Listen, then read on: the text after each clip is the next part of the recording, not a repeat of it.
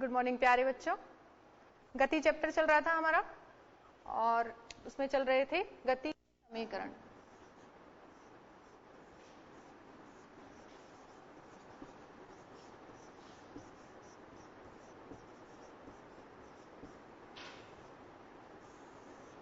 तीन समीकरण बताए थे आपको। v बराबर u plus a t, s बराबर u t plus half a t square. तीसरा समीकरण था 2as equals to v square minus u square. तो ये पहला समीकरण था, ये दूसरा और ये तीसरा। और हम ग्राफ की विधि से इनको हल कर रहे थे, समीकरण निकाल रहे थे। तो पहला समीकरण के लिए संबंध निकालते हैं, वेग समय संबंध के लिए समीकरण।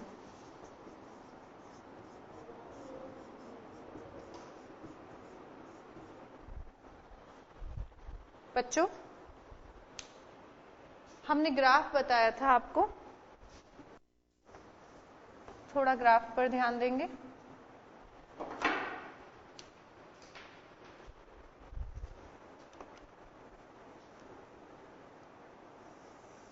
अभी मैथ वाले सर ने आपको बताया था ग्राफ कैसे बनाते हैं।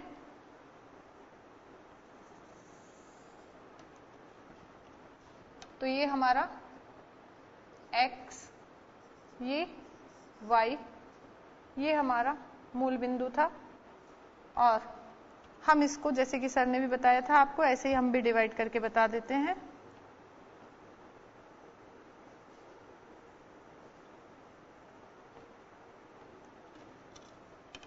ये पॉइंट्स बना लिए हैं हमने।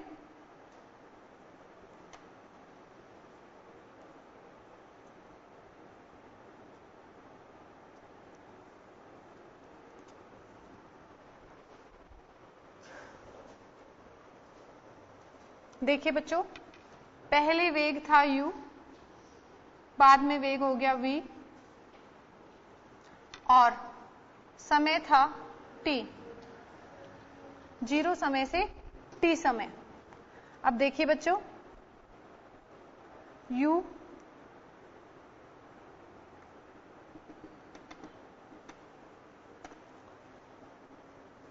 यहां पर ये हमारा v चेंज हो गया। किस पर चेंज हुआ v? t समय पर। u हमारा प्रारंभिक वेग था और बढ़कर वेग हो गया हमारा कितना? v। और t समय पर हमारा वेग हो जाता है v।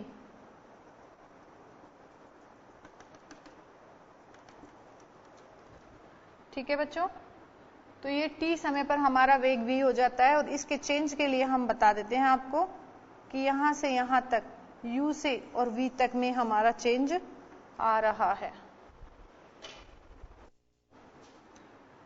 वेग कितना था? u कितना हो गया? v। समय पहले 0 था, बाद में समय कितना हो गया? t। हम इस ग्राफ को नाम दे देते हैं। ये पॉइंट है हमारा a और b। a से b लाइन तक हमारा वेग चेंज हो रहा है u से v तक और समय हमारा हो रहा है 0 से t तक। हमने b बिंदु से एक पैरेलल लाइन डाली है जिसे हमने बोला BC और ऐसे ही B से हमने y अक्ष पर भी पैरेलल लाइन डाली, लंब डाला, जिसे हमने बोला BE और जहां पर ये दोनों मिलती हैं वहां पर हमने डाल दिया इस बिंदु को नाम D। अब हमें संबंध निकालना है। पहला संबंध निकालना है वेग समय संबंध के लिए समीकरण। तो देखिए बच्चों, वस्तु समान त्वरण a से गति कर रही है, समान त्वरण a से, और उसका वेग परिवर्तित हो रहा है u से v। कितने समय में? t समय में। तो अगर हम ग्राफ से देखें तो BC, ये पूरी की पूरी लाइन है, वो किसके इक्वल आती है बच्चों? देखिए BC वो इक्वल आ रही है आपके BD प्लस डीसी के। डीसी को हम, जो डीसी है उसको हम ओए भी लिख सकते हैं। तो यहां पर हम लिख सकते हैं बीडी प्लस ओए। देखिए बच्चों, बीसी की वैल्यू कितनी है V,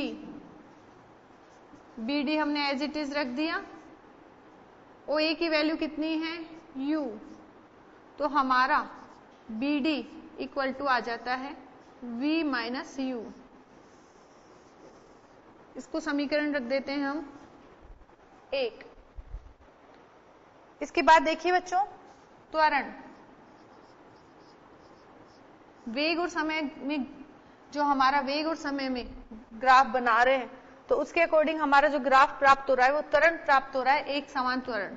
तो त्वरण को हम ए से लिखेंगे, और त्वरण बराबर क्या होता है हमारा, वेग में परिवर्तन बटा परिवर्तन में लगा समय। अब आप ग्राफ में देखिए, वेग में परिवर्तन कितना आ रहा है U से V, यानी कि कितना चेंज आ रहा है D और B, BD चेंज आ रहा है हमारा।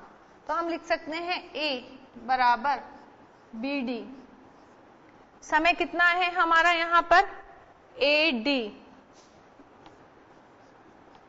या हम लिख सकते हैं BD अपॉन, ये क्या है बच्चों, OC। तो यहां पर BD अपॉन OC की जगह हम समय लिख सकते हैं, क्या लिख सकते हैं, समय T। और देखिए बच्चों, तो हमारा यहां पर A बराबर क्या आ जाएगा, BD अपॉन T। दिखाई दे रहा है आपको?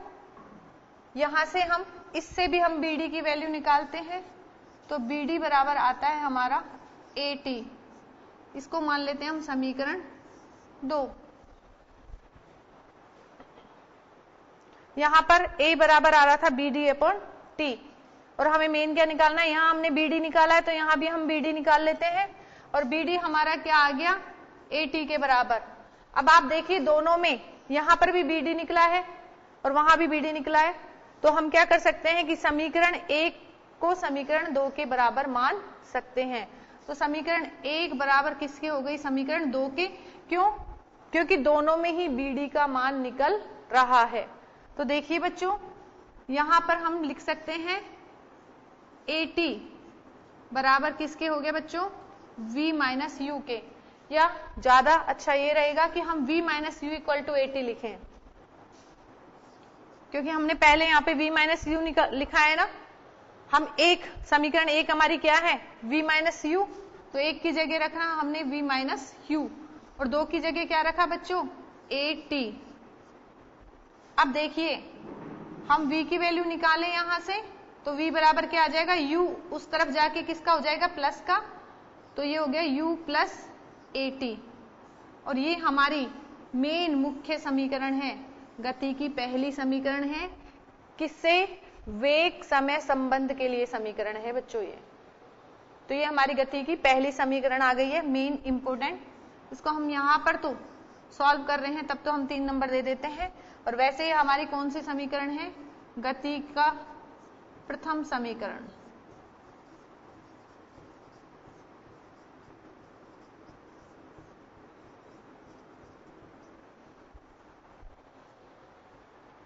तो हमने वेग समय संबंध के लिए समीकरण निकाल लिए, और उसे वेग समय संबंध के लिए जो समीकरण आती है, इसी को हम कहते हैं गति की प्रथम समीकरण। और यहां पर हमने BD का मान निकाला है, ऊपर भी हमने BD का मान निकाला था, वो हमारी समीकरण 1 मानी थी। दोबारा हमने BD का मान निकाला था, उसको हमने समीकरण 2 मानी थी। और हमने BD दोनों BD का मान निकाला है, तो हमने समीकरण 1 बराबर समीकरण 2 कर दिया, और समीकरण 1 का मान रखा V माइनस U, और 2 का मान रखा बराबर AT। अब U को उस तरफ लेके गए दूसरी तरफ, तो क्या हुआ, V बराबर U प्लस AT, और यही हमारी गति की प्रथम समीकरण है। और वेग समय संबंध के लिए समीकरण भी यही है।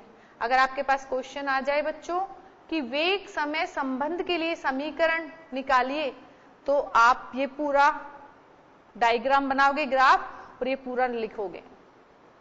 तो ये आपका एक क्वेश्चन तैयार होता है, गति का पहला समीकरण या वेग समय संबंध के लिए समीकरण। अब आपने एक चीज देखी होगी बच्चों, BD का मान आ रहा है V माइनस यू और BD का मान आ रहा है बराबर AT। ये आपको नेक्स्ट आगे जो हम समीकरण करेंगे उसके लिए भी याद रखना है। तो देख लीजिए BD का मान, दो BD के मान आ रहे हैं, एक तो आ रहा है V माइनस यू, दूसरा BD का मान दूसरी समीकरण में आ रहा है BD बराबर AT। ये आपको याद रखना है क्योंकि अभी हमें आगे दूसरी समीकरण हल करनी है। तो इसे नोट कर लिया होगा आपने।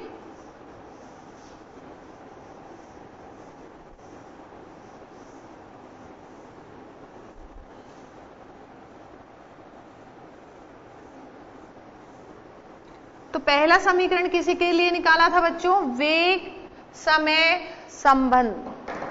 अब हम निकालेंगे समय स्थिति संबंध। तो सेकंड समीकरण निकाल रहे हैं हम, समय स्थिति संबंध।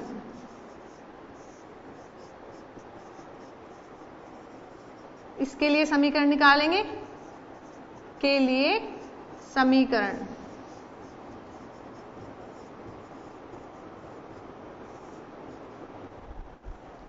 बच्चों ये जो ग्राफ बनाया था हमने, कौन सा ग्राफ था ये ग्राफ था हमारा, यहां तो हमारा समय था ये, और ये क्या था हमारा वेग। तो ये जो ग्राफ था वो था हमारा वेग समय ग्राफ। अब वेग समय ग्राफ से ही हम दूसरा संबंध भी निकालेंगे, समय स्थिति संबंध के लिए समीकरण। अब बच्चों देखिए, ये बी तक वेग में परिवर्तन हो रहा है। पहले वेग था u, बाद में वेग हो गया v, और इसके नीचे जो भी क्षेत्रफल आएगा, ये एक तो ये त्रिभुज दिखाई दे रहा है आपको, एक ये आयत दिखाई दे रहा है। तो जो भी क्षेत्रफल आएगा वह क्या होगा बच्चों, उससे हम निकाल सकते हैं स्थिति या दूरी। तो दूरी या स्थिति निकालने के लिए हमें ये पूरे का पूरा क्षेत्रफल निकालना होगा। तो त्वरण कैसा है, एक समान त्वरण।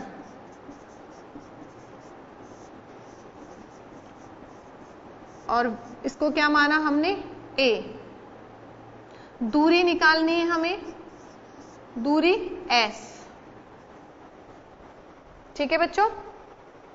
अब देखो s निकालने के लिए हमें क्या पता होना चाहिए, O A B C पूरे के पूरे का क्षेत्रफल। तो ये हमारी जो दूरी होगी s, वो किसके बराबर होगी, OABC के क्षेत्रफल के बराबर।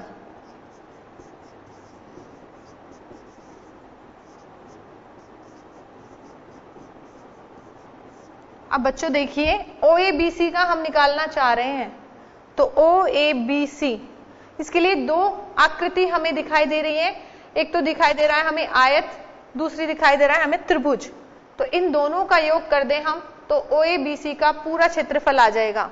तो हम यहां पर लिख सकते हैं आयत, कौन सा आयत दिखाई दे रहा है बच्चों आपको, OADC। तो आयत OADC का क्षेत्रफल प्लस में क्या आ रहा है बच्चों, त्रिभुज आ रहा है, कौन सा, ABD। तो त्रिभुज ABD का क्षेत्रफल, इन दोनों के क्षेत्रफल का योग कर देंगे बच्चों, ABD का क्षेत्रफल। अब बच्चों आयत है लंबाई गुणा चौड़ाई, क्षेत्रफल होता है ना लंबाई गुणा चौड़ाई। तो हम क्या कर देंगे, OA गुणा OC, OA गुणा OC। तो इसका क्षेत्रफल तो हम ऐसे निकाल सकते हैं, OA इंटू OC प्लस त्रिभुज हमारा ये है। तो त्रिभुज का क्षेत्रफल क्या होता है, 1/2 आधार गुणा ऊंचाई। आधार कितनी आ रहा है आपका AD, ऊंचाई कितनी आ रही है आपकी BD। तो यहां पर हम त्रिभुज का लिखेंगे 1/2 आधार कितना आ रहा है आपका AD गुणा ऊंचाई कितनी आ रही है BD। दिखाई दे रहा है बच्चों आपको? अब OA की वैल्यू कितनी आ रही है यहां 0 से U तक, तो ये पूरी U हो गया। और OC कितना आ रहा है आपके 0 से T तक, तो ये कितना हो गया T। तो हम OA की वैल्यू रखेंगे बच्चों, कितनी रखें U, और OC की वैल्यू कितनी रखें T, प्लस 1/2 गुणा आधार। तो आधार कितना है बच्चों AD। इसको हम मान सकते हैं क्योंकि आयत की भुजा है, तो इसको किसके बराबर मान सकते हैं हम OC के। और OC किसके बराबर है बच्चों T के। तो हम यहां पर AD की जगह क्या लिख सकते हैं T। और BD देखिए बच्चों, BD मैंने आपको बोला था बच्चों की याद रखना, बोला था ना समीकरण 2 में BD की जगह क्या आ रहा था आपका AT। BD बराबर आ रहा था AT। अब देखिए बच्चों, तो ये हमारा S बराबर क्या आ जाएगा UT प्लस 1/2 AT स्क्वायर।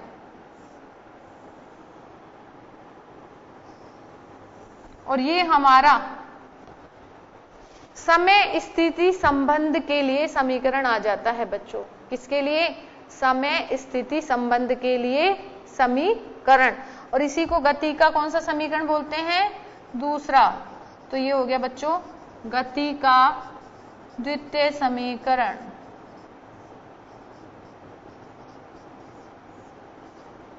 और किसके लिए समीकरण है बच्चों? ये समय स्थिति संबंध के लिए समीकरण। नोट डाउन कर लीजिए।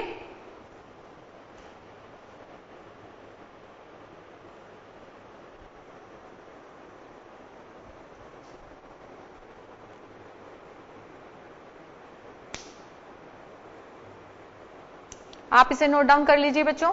यह है समय स्थिति संबंध के लिए समीकरण, गति का दूसरा समीकरण। और ये AB के नीचे जो भी क्षेत्रफल आता है उसका योग होता है, और वह योग होती है हमारी दूरी। तो दूरी को हम किससे लिखते हैं? S से। और दूरी बराबर क्या आ जाएगी हमारी? क्षेत्रफल निकाल लेंगे पूरा का पूरा। तो अभी समय होता है बच्चों ब्रेक का, अभी ब्रेक लेते हैं, फिर दोबारा हाजिर होते हैं।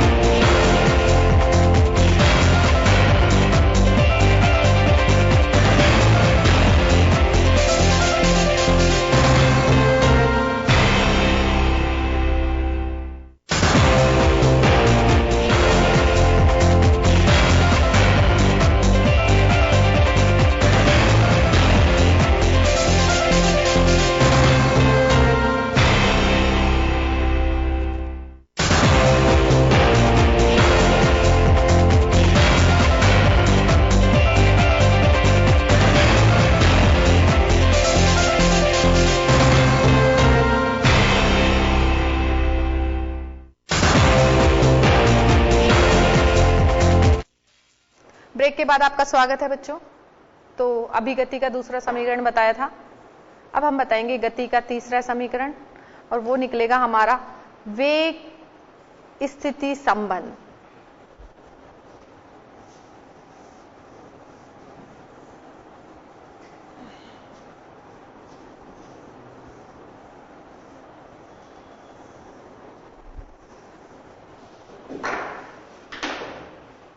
तो तीसरा समीकरण निकालेंगे बच्चों, और वो है आपका वेग स्थिति संबंध के लिए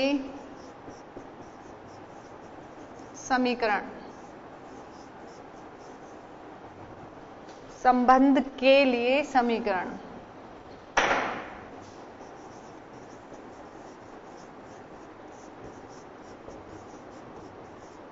तीसरा समीकरण निकाल रहे हैं गति का, और क्या बोलेंगे इसको तीसरे को?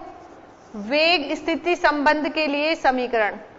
ग्राफ हमारा वही काम आएगा जो कि हमने वेग समय ग्राफ बनाया था पहले समीकरण के लिए, वही हमारा दूसरे समीकरण के लिए भी आएगा बच्चों, और वही हमारा तीसरे के लिए भी आएगा। तो हम तीसरा समीकरण निकालना चाह रहे हैं, तो हम निकाल रहे हैं वेग स्थिति संबंध के लिए समीकरण। तो जिस प्रकार से हमने सेकंड में किया था वही हमारा थर्ड में भी होगा। यहां पर भी हम ये पूरा का पूरा ए बी सी ओ या ओ ए बी सी का क्षेत्रफल निकालेंगे, और आप जानते हैं कोई आकृति बनती है तो उसे आप क्या कहते हैं? समलंब चतुर्भुज बोलते हैं ना बच्चों, समलंब चतुर्भुज बोलते हैं आप उसे। तो हम यहां पर अब अलग अलग त्रिभुज और आयत का नाम निकालकर तीसरे वाले समीकरण में हम बोल देंगे इसे समलंब चतुर्भुज का क्षेत्रफल। तो दूरी निकालनी है हमें S, और ये किसके बराबर आएगी? समलंब चतुर्भुज। कौन सा समलंब चतुर्भुज दिखाई दे रहा है आपको? O A B C।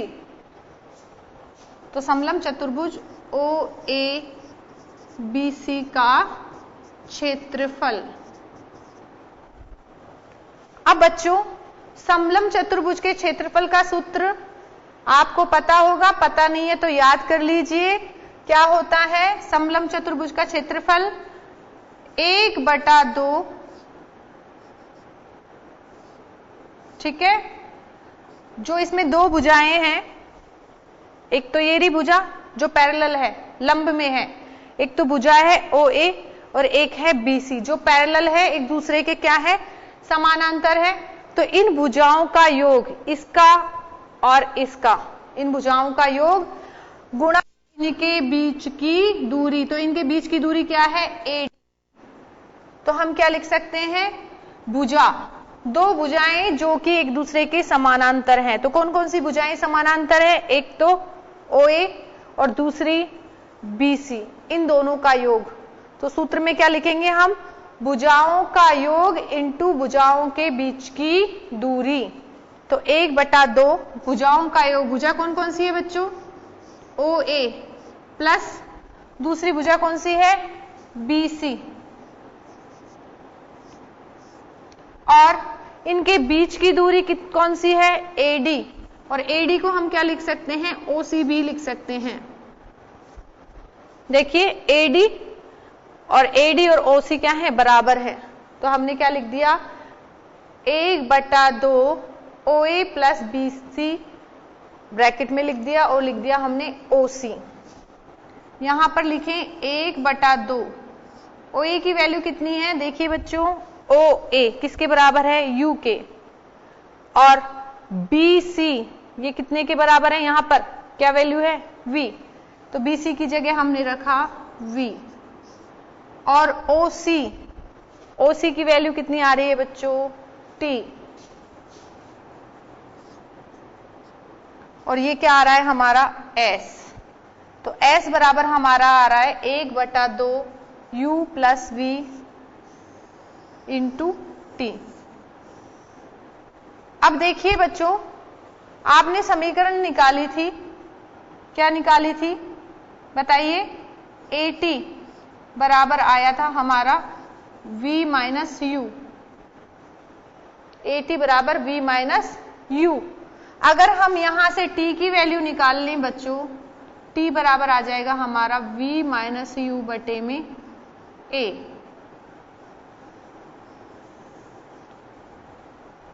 t बराबर क्या आ गया हमारा v माइनस यू बटे में a। कैसे?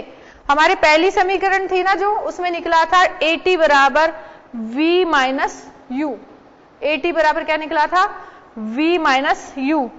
तो हम यहां से t की वैल्यू निकाल लें बच्चों, तो t बराबर क्या हो जाएगा? v माइनस यू, और ये a कहां आ जाएगा? v माइनस यू के नीचे। तो t बराबर क्या आ गया हमारा? v minus you upon a। यहां से t का मान इस समीकरण में रखेंगे बच्चों, तो t का मान, इसको हम समीकरण मान लेते हैं 4 नंबर दे देते हैं इसको, और इसको दे देते हैं 5। तो समीकरण 4 में t का मान रखने पर, 4 में t का मान रखो बच्चों।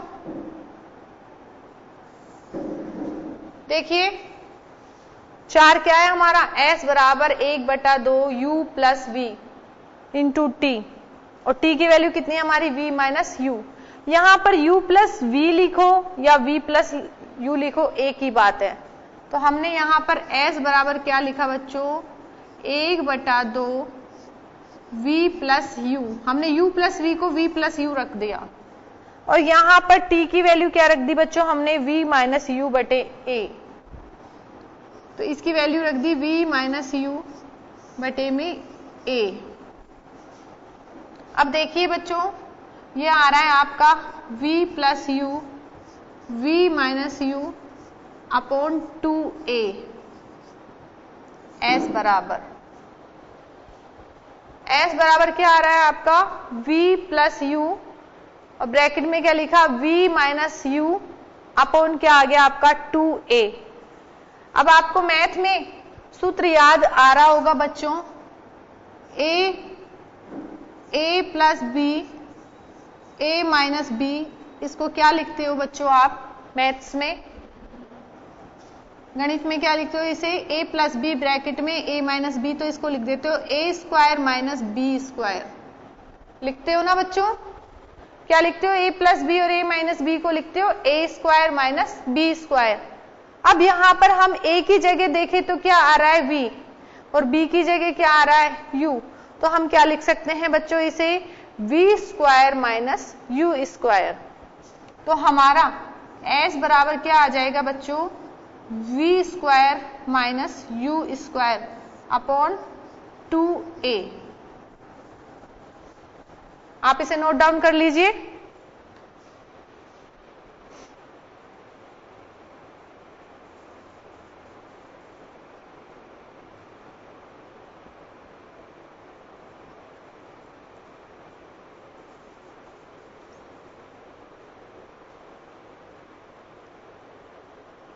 तो s बराबर हमारा लास्ट आ गया v square minus u square upon 2a। अब हम इसे मिटा देते हैं क्योंकि हमारे पास जगह नहीं है। तो अब हम इसे आगे यहां पर लिखेंगे बच्चों। s बराबर हमारा आया है v square minus u square upon 2a। अब बच्चों देखिए, ये जो आपका s बराबर v square minus u square upon 2a आया है, तो 2a को हम इधर ले जाते हैं बच्चों। तो हमारा 2as इक्वल्स टू क्या आ जाएगा बच्चों? v square minus u square, और ये हमारा गति का तीसरा समीकरण है बच्चों। तो इसे क्या कहेंगे बच्चों? गति का तीसरा या तृतीय समीकरण।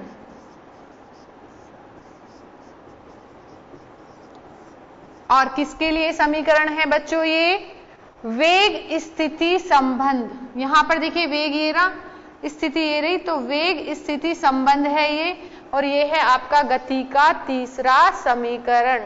तो इस तरीके से हमारी गति के तीनों समीकरण हल कर सकते हैं, निकाल सकते हैं। और आपको इसके लिए एक ही ग्राफ की जरूरत पड़ेगी। एक ग्राफ याद कर लीजिए, उससे आप तीनों समीकरण निकाल सकते हैं।